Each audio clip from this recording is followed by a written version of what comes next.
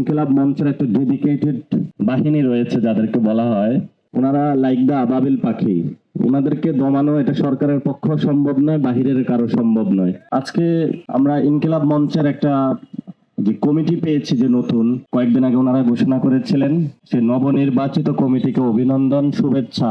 অনেকে মনে করেছিল যে শহীদ ওসমান হাদি ভাইকে খুন করলে বাংলাদেশ থেকে ইনকিলাব মঞ্চের নাম মুছে দেওয়া যাবে, উনি যে ইনসাফের কথা বলে দিয়েছিলেন সেটা মুছে দেওয়া যাবে। এটা ইনকিলাব মঞ্চের লড়াকু যোদ্ধা যাদের সেটা প্রমাণ করেছে যে ওসমান হাদি ভাইয়ের দক্ষ উত্তরসূরি প্রতিনিয়ত শত্রুর সাথে ইনসাফ করেও জান দেব জুলাই দিব না যে প্রতিশ্রুতি শহীদ ওসমান হাদি ভাই দিয়ে গিয়েছিলেন, এই নিরন্তর লড়াই চালিয়ে যাচ্ছেন। আমরা অন্তঃস্থল থেকে ওনাদের জন্য শুভেচ্ছা এবং অভিনন্দন এবং বিশেষ করে দোয়া, কারণ অনেক সংগ্রাম করে ওনারা টিকে আছেন। আমি পার্সোনালি যদি মনে করি, অর্থনৈতিক সংকট, রাজনৈতিক সংকট, আরেকদিকে হলো শহীদ ওসমান হাদি ভাইয়ের বিচারের দাবিতে মাঠে থাকা, সমসাময়িক রাজনৈতিক ইস্যু নিয়ে মাঠে থাকা, দিনরাত পরিশ্রম করে যাচ্ছেন। ইনকিলাব মঞ্চের একটা ডেডিকেটেড বাহিনী রয়েছে যাদেরকে বলা হয়। আমি তাদের সাথে যখন ওনারা গণভবনের সামনে বসেছিলেন একটু মিশার সুযোগ পেয়েছি। ওনারা লাইক দা আবাবিল পাখি। ওনাদেরকে দমানো এটা সরকারের পক্ষ সম্ভব নয়, বাহিরের কারো সম্ভব নয়।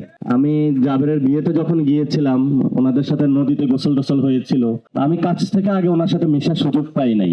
ফলত আপনারা যদি মনে করেন যে আপনারা স্বল্প, এরকম না। বাংলাদেশের লক্ষ লক্ষ মানুষ আছে যারা আপনাদের সাথে আছে, কোটি কোটি মানুষ আছে, এবং বর্তমানে বিরোধী দলীয় যারা এমপি এবং সরকার দলীয় এমপি, তারা সব জায়গায় একটা বিপদে থাকে। যেখানে যায় প্রথমেই মানুষ দাবি নিয়ে আসে যে শহীদ ওসমান হাদি ভাইয়ের হত্যাকাণ্ডের বিচার কবে হবে। তো যদিও পার্লামেন্টে বিরোধী দল বা সরকারি দল একটু কম কথা বলে এটা নিয়ে, আমার মনে হয় না যে এটা পার্লামেন্টে সমাধান হবে। এটা রাজপথেই ভবিষ্যতে সমাধান করতে হবে, কারণ রাজপথ ছাড়া কোনো বিকল্প বাংলাদেশের সামনে নেই। এবং এই রাজপথের ভবিষ্যৎ যে বিকল্প এবং জনগণের যে ভয়েস, সেটা ইনশাল্লাহ ইনকিলাব মঞ্চ হয়ে উঠেছে, ভবিষ্যতে আরো হয়ে উঠবে বাংলাদেশের রাজনীতিতে প্রাসঙ্গিক। এবং ইনকিলাব মঞ্চকে অনুরোধ জানাবো, যারা রাজনীতি করে তাদেরকে আপনারা বউ আইনের উপরে রাখবেন, যাতে হলো ওরা কোনো দুর্নীতি না করতে পারে, ইনক্লুডিং এনসিপিও। যদি কোনো জায়গায় তাদের ভুল দেখেন, সাথে সাথে তাদের ভুল ধরায় দিবেন।